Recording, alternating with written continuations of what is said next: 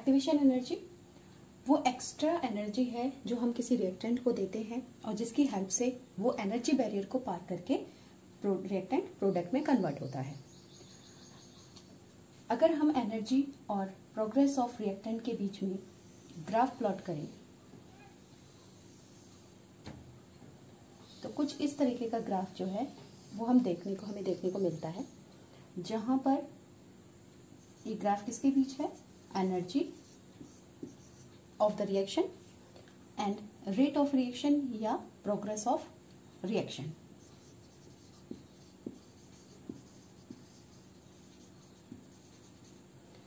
इस साइड में reactant present है और इस साइड प्रोडक्ट प्रेजेंट है।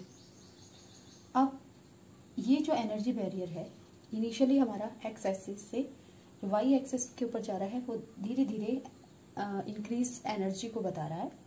तो ये इस पॉइंट से यानी एक्स एक्सिस से ये जो पॉइंट है हमारा, यहाँ तक की जो एनर्जी है वो एनर्जी क्या कहलाती है, reactant energy, E R.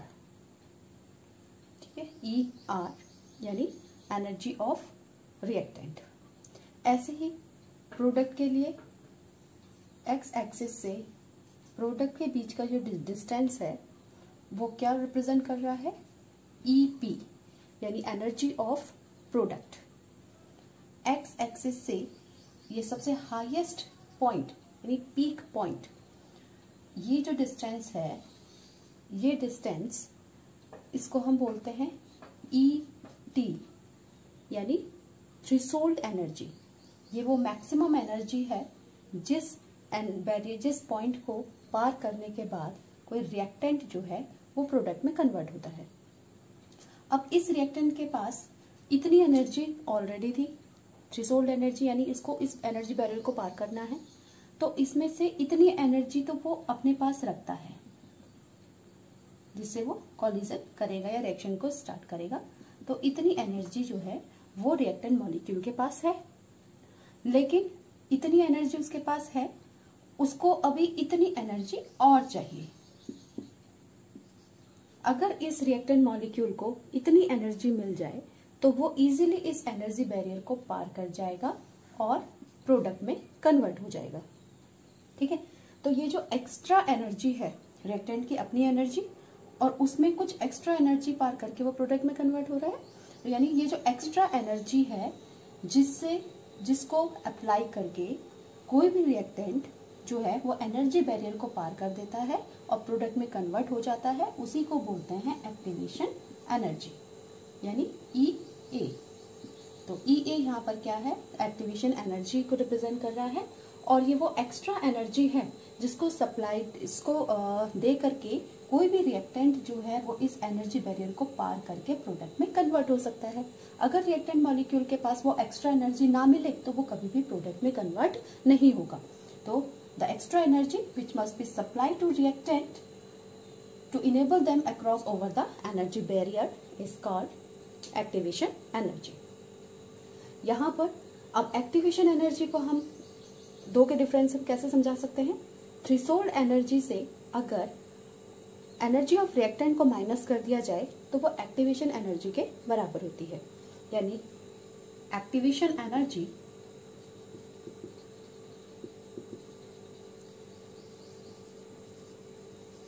Is equal to threshold energy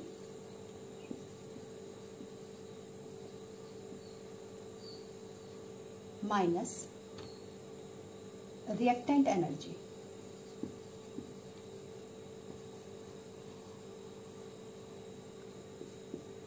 E A is equal to E T minus E are.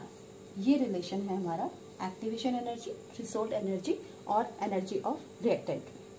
ठीक है, एक बार फिर रिवाइज करें। रिएक्टेंट मॉलिक्यूल प्रोडक्ट में कन्वर्ट होने के लिए कुछ मिनिमम रिक्वायरमेंट इसकी होती है कुछ एनर्जी की, कि जिसको वो पा करके इस एनर्जी बैरियर को पार कर सकता है। तो वो एक्स्ट्रा एनर्जी जिसको ये रिएक्टेंट मॉलिक्यूल पा करके इस एनर्जी बैरियर को पार करती है, वही क्या कहलाती है, एक्टिवेशन एनर्जी कहलाती है।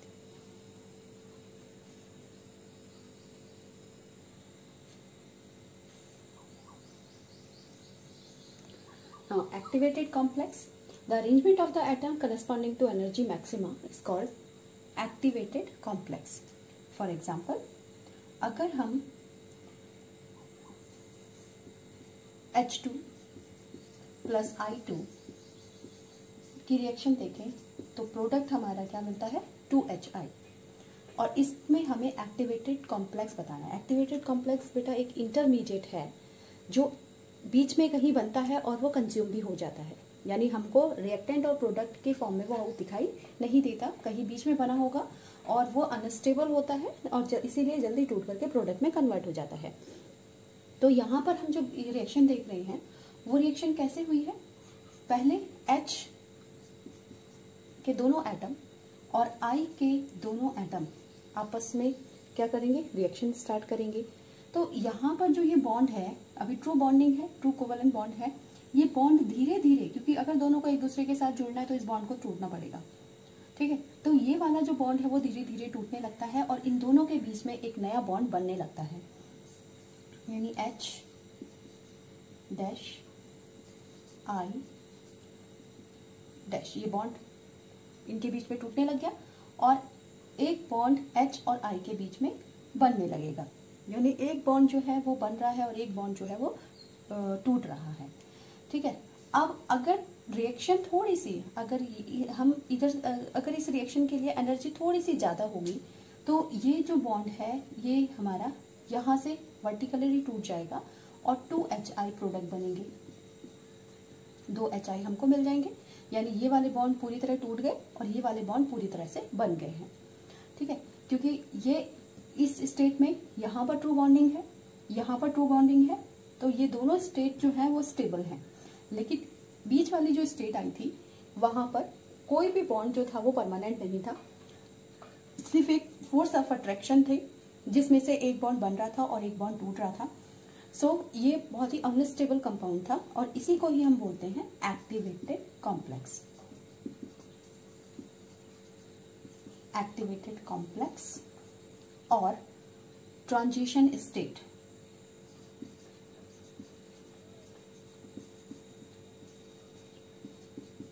और ट्रांजिशन स्टेट या एक्टिवेटेड कॉम्प्लेक्स हमेशा अनस्टेबल होगा और वो टूट करके प्रोडक्ट में कन्वर्ट होगा। अगर हम इसको ग्राफिकली रिप्रेजेंट करना चाहें,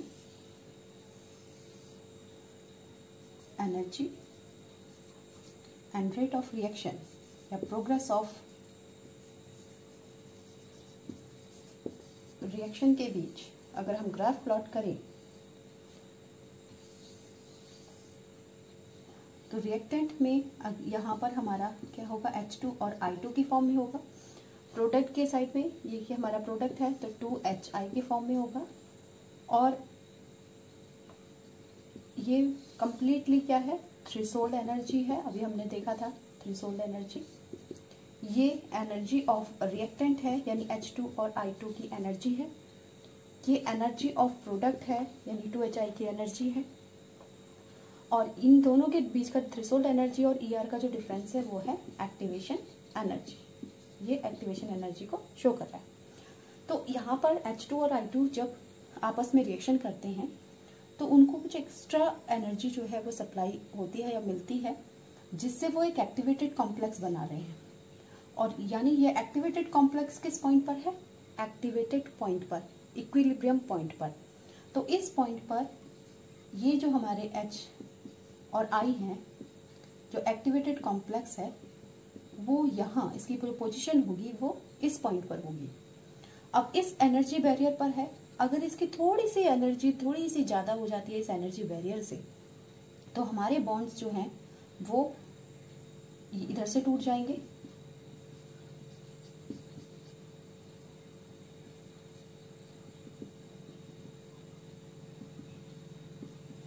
अगर थोड़ी सी एनर्जी ज़्यादा होती है तो देखिए बॉन्ड इधर से टूट जाएंगे और 2HI हमको फॉर्म होंगे। लेकिन अगर थोड़ी सी भी एनर्जी इस एनर्जी बैरियर को पार करने के लिए उस रिएक्टेंट के पास कम रह जाती है तो अब क्या होगा, वो इस एनर्जी बैरियर को पार नहीं कर पाएगा, यानी फिर से वो प्रोडक्ट नहीं बनाएगा और वो रिएक्टेंट ही बना देगा, यानी रिएक्शन बैकवर्ड चली जाएगी। उस केस में जो हमारा बॉन्ड है, ये बॉन्ड का क्लीवेज किधर होगा, इस तरीके से। और दोनों H और दोनों I फिर से वो रिएक्टेंट में कन्वर्ट हो जाएंगे। ठीक है, तो ये जो पॉइंट है हमारा रिएक्टेंट पर H2 + I2, प्रोडक्ट की फॉर्म में 2HI, और इनकी जो बीच की स्टेट है यानी जहाँ पर ये एक्टिवेटेड कॉम्प्लेक्स बन रहा है वो हमको दिखाई नहीं देता, लेकिन जब तक ये एक्टिवेटेड कॉम्प्लेक्स नहीं बनेगा वो एनर्जी बैरियर को पार नहीं करेगा। और अगर वो एनर्जी बैरियर, उसकी एनर्जी इतनी है कि वो इस एनर्जी बैरियर को पार कर ले तो वो प्रोडक्ट में कन्वर्ट हो जाएगा, अदरवाइज वो रिएक्शन बैकवर्ड चली जाएगी और फिर से H2 और O2 में कन्वर्ट हो जाएगा। तो ये जो कॉम्प्लेक्स हमारा इक्विलिब्रियम पॉइंट पे बन रहा है इसी को ही हम बोलते हैं एक्टिवेटेड कॉम्प्लेक्स और ट्रांजिशन कॉम्प्लेक्स। और ये बहुत अनस्टेबल होता है, यानी वो कोशिश करेगा या तो फॉरवर्ड जाने की या फिर बैकवर्ड जाने की। फॉरवर्ड जाएगा तो प्रोडक्ट बनाएगा और बैकवर्ड जाएगा तो रिएक्टेंट बनाएगा।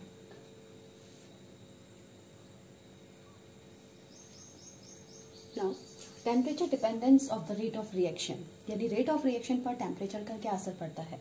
तो टेम्परेचर हम जानते हैं, अगर टेम्परेचर बढ़ेगा तो काइनेटिक एनर्जी बढ़ेगी और मॉलिक्यूल के बीच में कॉलिजन बढ़ेगा, और कॉलिजन बढ़ने से केमिकल रिएक्शंस जो है उसकी रेट जो है इंक्रीज हो जाएगी। So we can say the temperature increases the rate of reaction, यानी रेट जो है उसकी बढ़ जाएगी। लेकिन कितनी बढ़ेगी, तो the rate of reaction becomes almost double for every 10 degree rise of the temperature. मतलब हर 10 डिग्री टेम्परेचर इंक्रीज करने पर जो रेट ऑफ रिएक्शन है वो जस्ट लगभग डबल हो जाती है।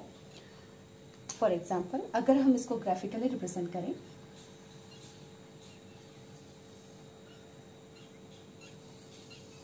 if we plot the graph between energy and progress of reaction,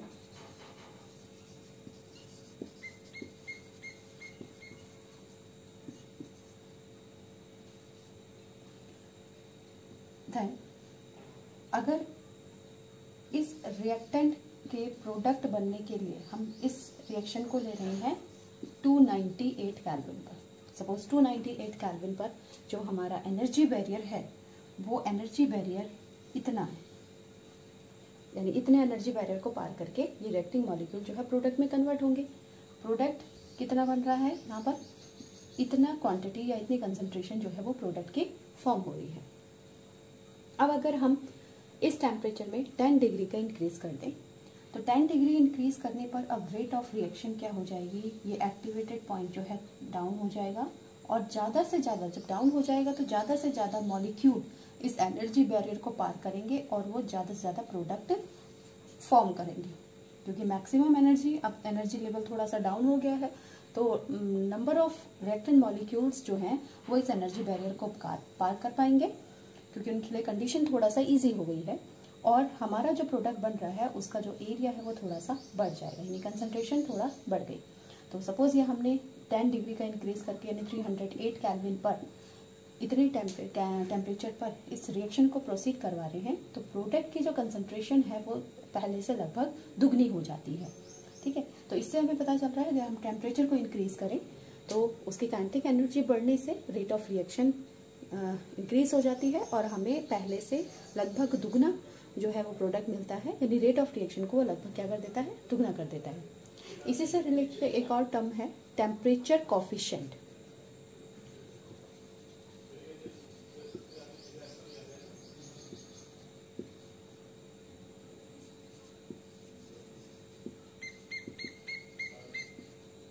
temperature coefficient क्या है, ratio of rate constant between two different temperatures, यानी दो डिफरेंट टेम्परेचर पर जो रेट कांस्टेंट का रेशियो होगा उसी को हम क्या कहते हैं, टेम्परेचर कॉफिशिएंट।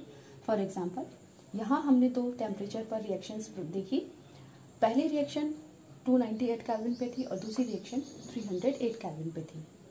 तो इन दोनों के रेट कांस्टेंट के रेशियो को ही हम क्या कहेंगे, टेम्परेचर कॉफिशिएंट कहेंगे, यानी रेट कांस्टेंट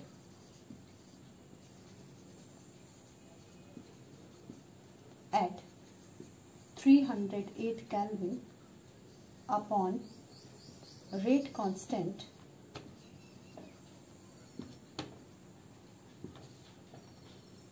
at 298 केल्विन। दो टेम्परेचर जो एक दूसरे से, दो रिएक्शंस या दो रेट कांस्टेंट जो एक दूसरे से 10 डिग्री टेम्परेचर के डिफरेंस पर हैं, उनके रेशियो को हम क्या कहते हैं? टेम्परेचर कोफिशिएंट बोलते हैं।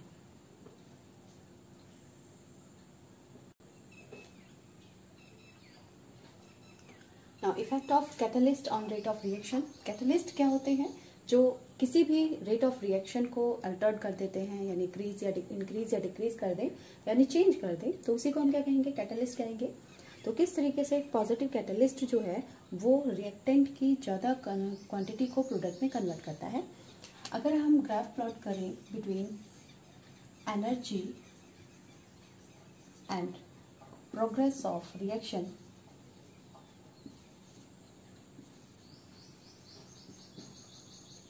तो ये जो ग्राफ रिप्रेजेंट कर रहा है वो रिएक्टेंट का प्रोडक्ट में कन्वर्ट होते समय जो केमिकल चेंज हो रहा है वो इस चीज़ को रिप्रेजेंट कर रहा है। सपोज ये ग्राफ हम विदाउट कैटलिस्ट यूज कर रहे हैं, विदाउट कैटलिस्ट, यानी विदाउट कैटलिस्ट इसको इतना एनर्जी बैरियर, इतना एक्टिवेशन एनर्जी उसको चाहिए जिससे वो इस एनर्जी बैरियर को पार कर पाएगा, या इतनी थ्रेशोल्ड एनर्जी को वो पार कर पाएगा, तभी वो प्रोडक्ट में कन्वर्ट होगा। अब अगर हम इसमें कैटलिस्ट यूज करें, इस रिएक्शन में क्या करें? कैटलिस्ट यूज कर रहे हैं। कैटलिस्ट यूज करने से क्या होगा कि इसके जो एक्टिवेशन पॉइंट है वो थोड़ा सा डाउन हो जाएगा और ज़्यादा से ज़्यादा जो रिएक्टेंट हैं वो प्रोडक्ट में कन्वर्ट हो जाएंगे। यानी ये जो ग्राफ हमारा दिख रहा है वो किसके लिए दिख रहा है? वो रिएक्शन विद कैटलिस्ट। तो कैटलिस्ट की प्रेजेंस में जो हमारा एक्टिवेटेड पॉइंट है वो थोड़ा सा डाउन हो जाता है, जिसकी हेल्प से ज़्यादा रिएक्टिंग मॉलिक्यूल इस एनर्जी बैरियर को पार कर पाएंगे। क्योंकि अब एनर्जी बैरियर क्या हो गया? उसके लिए थोड़ा सा डाउन हो गया है, तो उसको इससे पार करना इजी है, तो वो इसको पार करके ज़्यादा से ज़्यादा प्रोडक्ट में कन्वर्ट हो पाएंगे। ठीक है, तो it altars the catalyst alters the rate of reaction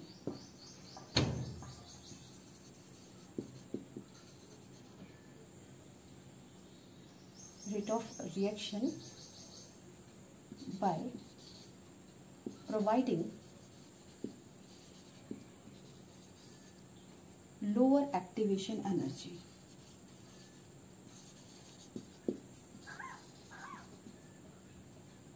Lower activation energy and speeds up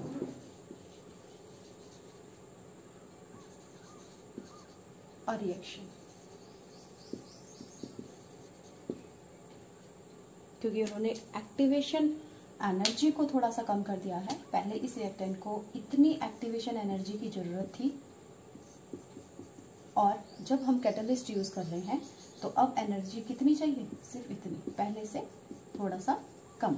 ठीक है, तो इजीली रिएक्टिंग मॉलिक्यूल इस बैरियर को पार कर पाएंगे और हमारी जो रिएक्शन है उस रिएक्शन के लिए एक लोअर एक्टिवेशन एनर्जी का जो वे पथ है वो उसको प्रोवाइड हो जाएगा और जिसकी वजह से वो रिएक्शन जो है स्पीड अप हो जाएगी। ना अब हम अगला टॉपिक लेते हैं आर्हेनियस इक्वेशन, और ये बहुत इंपॉर्टेंट है। इससे 3 नंबर का न्यूमेरिकल जो है वो पूछा जाता है। तो आर्हेनियस इक्वेशन हमको क्या बताती है? It is a relation between the temperature and rate constant.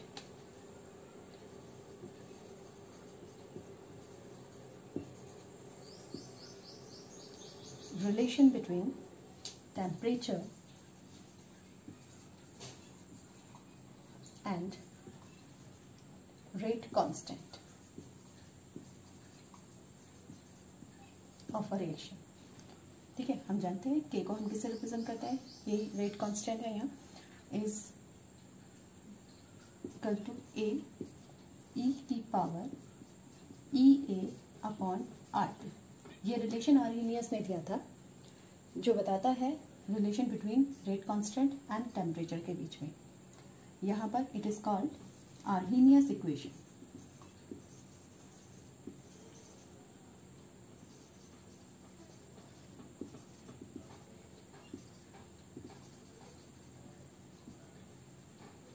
इस इक्वेशन में के हमारा रेट कांस्टेंट है,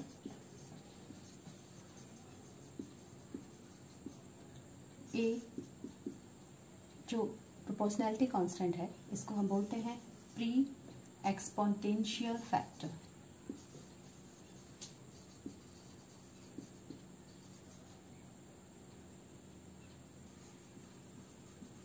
और फ्रीक्वेंसी फैक्टर।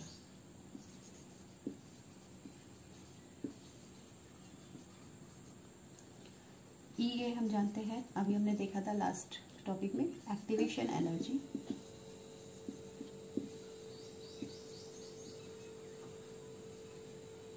T temperature.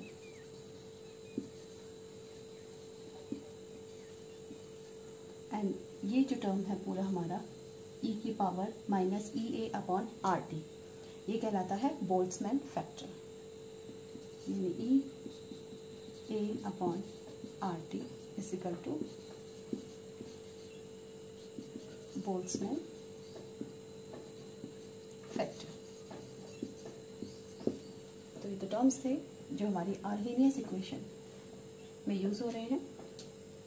अब हम देखेंगे कि आर्हेनियस इक्वेशन की हेल्प से हम 2 डिफरेंट टेम्परेचर पर रेट कांस्टेंट में किस तरीके से वेरिएशन क्रिएट करते हैं।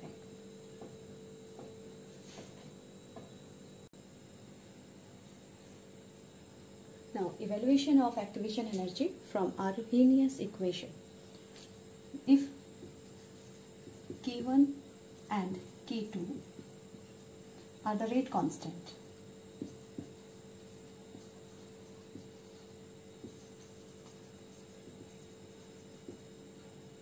at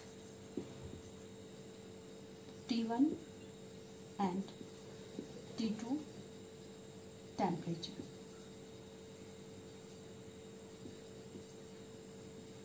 then we know that the relation of Arrhenius equation, according to Arrhenius equation, K is equal to A e की पावर EA अपॉन RT। इसको सॉल्व करने के लिए हम लॉग लेंगे। On logarithm of the Arrhenius equation, ln K is equal to ln A minus EA upon RT। Natural log को log में convert करने के लिए 2.303 से मल्टीप्लाई करेंगे, तो log K is equal to log A minus EA upon 2.303 RT। तो ये हमारा लॉगरिथम वैल्यू, ये लॉगरिथम इक्वेशन आएगी फॉर आर्हेनियस इक्वेशन। अब हमने देखा कि हम T1 और T2 टेम्परेचर पर जो रेट कांस्टेंट है वो क्या ले रहे हैं, K1 और K2 ले रहे हैं। तो फॉर T1 टेम्परेचर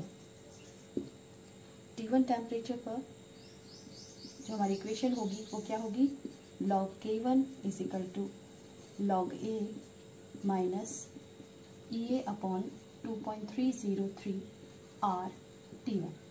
ऐसे ही फॉर T2 टेम्परेचर पर ये वैल्यू क्या होगी हमारी इक्वेशन की, log K2 is equal to log A minus EA upon 2.303 R T2।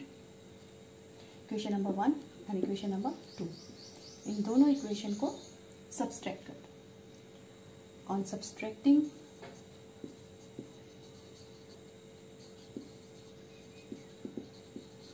Equation number 1 from equation number 2, equation number 1 है और ये इक्वेशन नंबर हमारी 2 है, तो 1 को 2 से सब्सट्रैक्ट करना है। तो हमारा log K2 minus log K1 is equal to log A, दोनों क्योंकि कांस्टेंट और सेम है तो ये कैंसिल हो जाएंगे, E A अपॉन 2.303 R, ये दोनों में कॉमन है, इसको कॉमन ले लिया है, 1/T1 and 1/T2, 1/T1 minus 1/T2 equation आएगी। इस इक्वेशन को हम लिख सकते हैं log K2/K1 is equal to EA/2.303 R 1/T1 minus 1/T2। तो ये फॉर्मूला हमारा यूज़ होगा अगर तो डिफरेंट टेम्परेचर पर रेट कांस्टेंट की दो अलग अलग वैल्यूज़ दे रखी हैं और इसकी हेल्प से हम एक्टिवेशन एनर्जी फाइंड आउट कर सकते हैं। यहाँ बता दें K2 क्या है, K2 K1 रेट कांस्टेंट है तो अलग अलग टेम्परेचर पर, T1 T2 तो अलग अलग टेम्परेचर गिवन है जो केल्विन में होंगे। एक्टिवेशन EA हमारा एक्टिवेशन एनर्जी है और R हमारा यूनिवर्सल गैस कांस्टेंट है जिसकी वैल्यू क्या होती है 8.314। अब इससे रिलेटेड हम कुछ न्यूमेरिकल्स देख लेते हैं।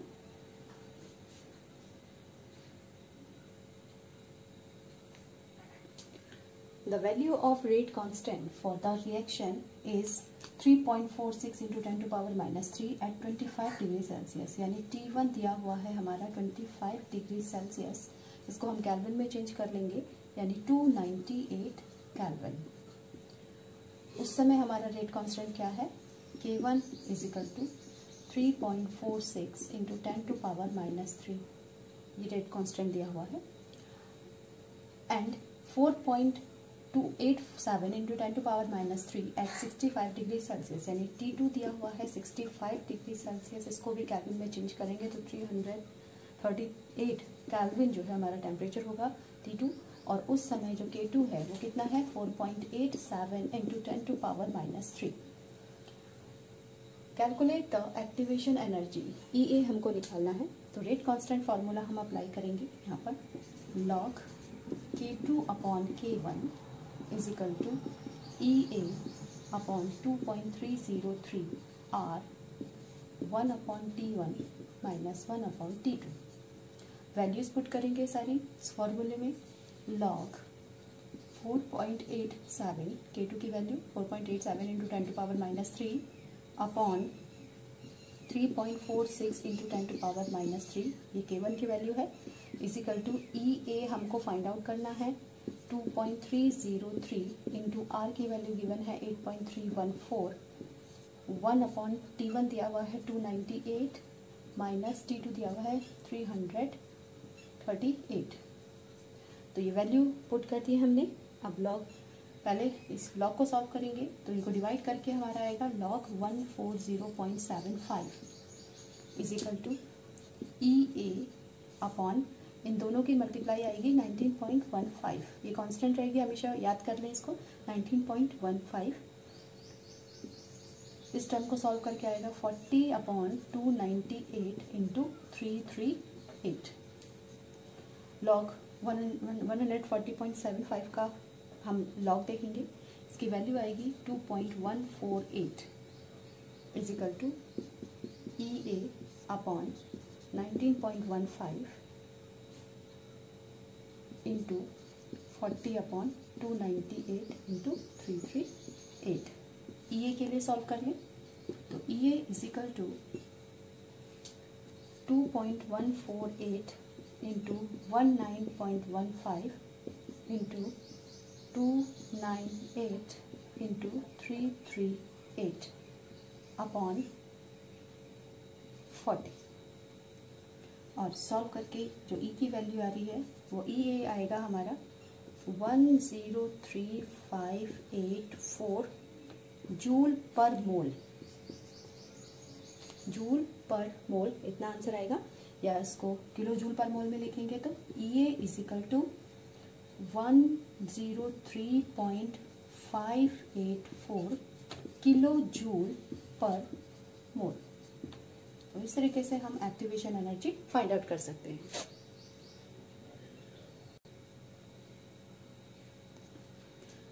Next example, the rate of chemical reactions doubles for an increase of the 10 kelvin is about temperature from 298 kelvin. Calculate the activation energy.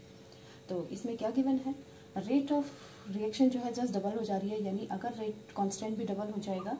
अगर हम K1 K ले रहे हैं तो K2 क्या हो जाएगा, 2K हो जाएगा, क्योंकि जस्ट डबल हो जा रहा है। टेम्परेचर T1 हमारा कितना दिया हुआ है, 298 केल्विन, 298 केल्विन, और कितने के डिफरेंस पर, 10 केल्विन पर, यानी T2 is equal to 308 kelvin. ये दो डाटा हमको दिए हुए हैं। कैलकुलेट द एक्टिवेशन एनर्जी, ये हमको फाइंड आउट करना है, और R जो होता है वो यूनिवर्सल गैस कांस्टेंट होता ही है, जिसकी वैल्यू होती है 8.314।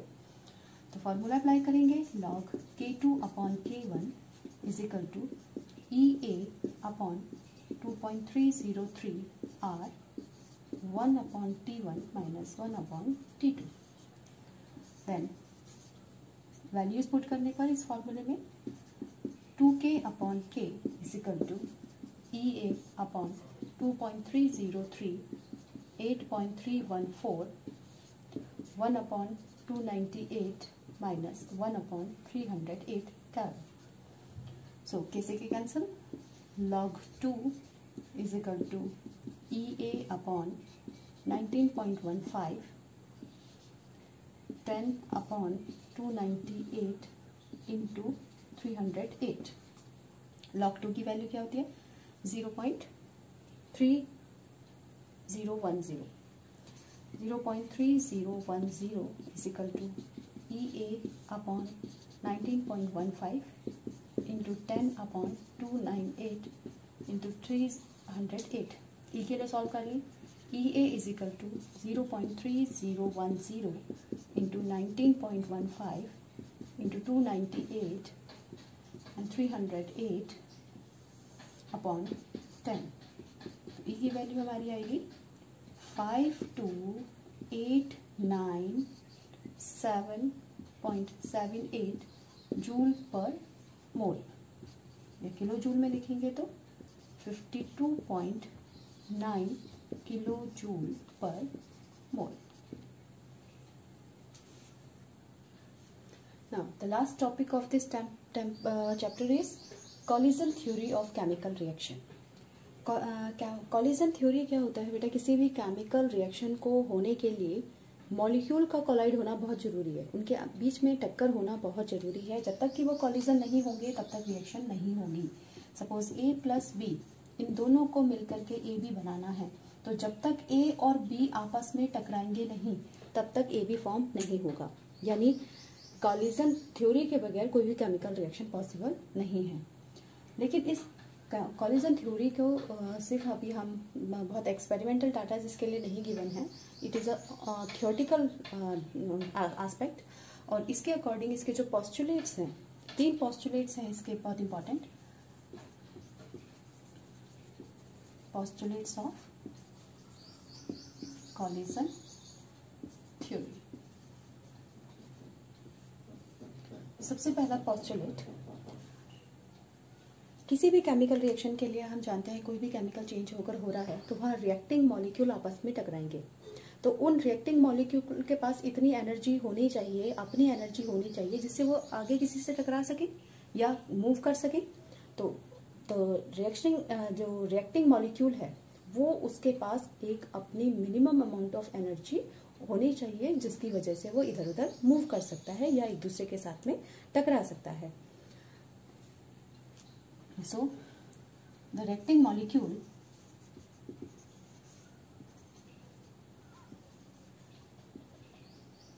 possesses a certain amount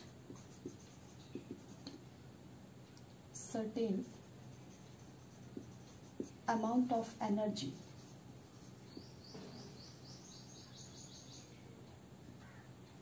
second,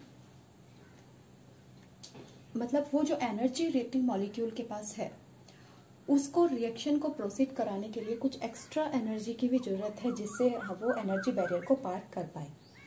तो वो मॉलिक्यूल के पास जितनी भी मिनिमम एनर्जी है वो एनर्जी एक्टिवेशन एनर्जी के क्या होनी चाहिए, बराबर या उससे ज़्यादा होनी चाहिए। सपोज इस रिएक्टिंग मॉलिक्यूल के पास ये एनर्जी है तो इस रिएक्टेंट के पास इतनी एक्स्ट्रा एनर्जी और होनी चाहिए जिसको हम एक्टिवेशन एनर्जी बोलते हैं, जिसकी हेल्प से वो इस एक्टिवेशन एनर्जी पॉइंट को या इस बैरियर को पार कर जाए। ठीक है, तो एनर्जी रिएक्टिंग मॉलिक्यूल के पास होगी, लेकिन एक एक्स्ट्रा मिनिमम एनर्जी उसके पास और होनी चाहिए जिससे वो उस एनर्जी बैरियर को पार कर पाए। So the minimum energy which molecule possesses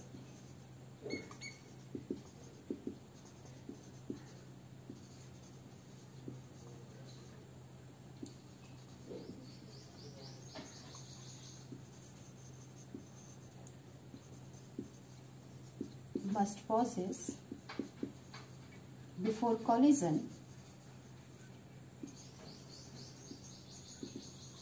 should be equal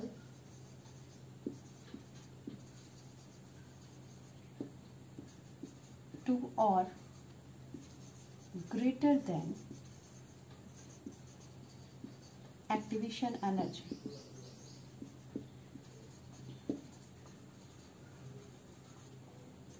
third point, अगर मॉलिक्यूल के पास अपनी भी एनर्जी है, एनर्जी ऑफ रिएक्टेंट भी है, और उसके पास वो एक्स्ट्रा एनर्जी भी है जिसकी वजह से वो उस एनर्जी बैरियर को पार कर पा रहा है, यानी उनके बीच में कॉलिजन भी हो रहा है।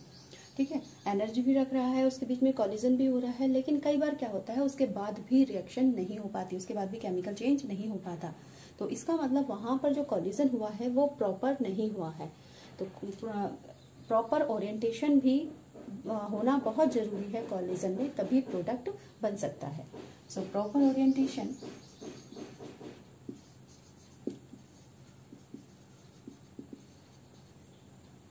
इन कॉलिजन is necessary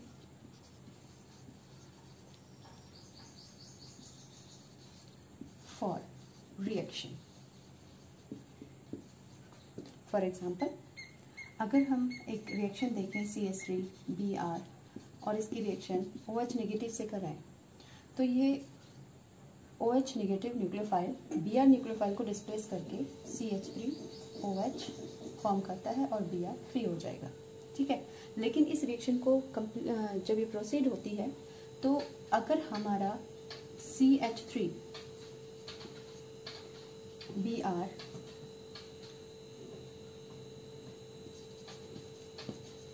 OH अगर सामने से अटैक करेगा तो वो उसको कभी भी डिस्प्लेस नहीं कर पाता। क्यों नहीं कर पाता? क्योंकि ये भी नेगेटिव आयन है और ये भी नेगेटिव आयन है, ये दोनों एक दूसरे को रिपेल कर देंगे। तो यहाँ पर टक्कर तो हुई, दोनों की टक्कर तो कर रही है लेकिन वो प्रॉपर ओरिएंटेशन में नहीं है। लेकिन इसी टक्कर को अगर हम बैक साइड से कराएं, यानी CH3Br OH इस बार बैक साइड से अटैक कर रहा है, तो यहाँ पर ये एक्टिवेटेड कॉम्प्लेक्स बना लेगा, यानी CH एक साइड से OH जुड़ गया और एक साइड से हमारा Br भी जुड़ा हुआ है। यहाँ पर कार्बन की हम 5 वैलेंसी देख रहे हैं, इसका मतलब कार्बन की 5 वैलेंसी होती नहीं है, 4 वैलेंसी ही सेटिस्फाई है। तो इसका मतलब ये कंपाउंड जो है वो अनस्टेबल है और ये एक इंटरमीडिएट है। तो ये ट्रांजिशन स्टेट फॉर्म कर रहा है जो एक्टिवेटेड कॉम्प्लेक्स कहलाता है।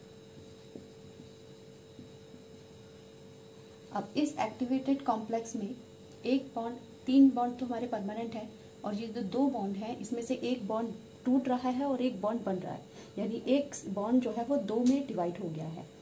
तो अगर हमारा प्रोडक्ट बनना है, यानी रिएक्शन उसके पास, उस मॉलिक्यूल के पास इतनी एनर्जी है कि वो उस एनर्जी बैरियर को पार कर पाएगा, तो हमारा ये वाला जो बॉन्ड है ये परमानेंटली ब्रेक हो जाएगा और नया बॉन्ड जो है वो यहाँ पर फॉर्म हो जाएगा। तो इससे हमारा जो प्रोडक्ट है वो फॉर्म होगा CH3OH एंड प्लस Br। ठीक है, तो हमने यहाँ देखा कि सेम रिएक्शन यानी CH3Br OH के साथ 2 तरीके से रिएक्शन कर सकता है। वो सीधे आके फ्रंट से भी करेगा तो उस कंडीशन में रिएक्शन नहीं होगी, क्योंकि यहाँ प्रॉपर ओरिएंटेशन नहीं है।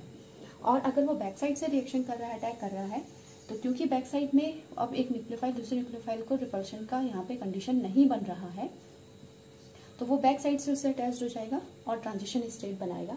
ये ट्रांजिशन स्टेट स्टेबल होने के लिए प्रोडक्ट में कन्वर्ट होगी। ठीक है, तो ये 3 पॉइंट्स थे, 3 पॉस्टुलेट्स थे हमारी कोलिजन थ्योरी के।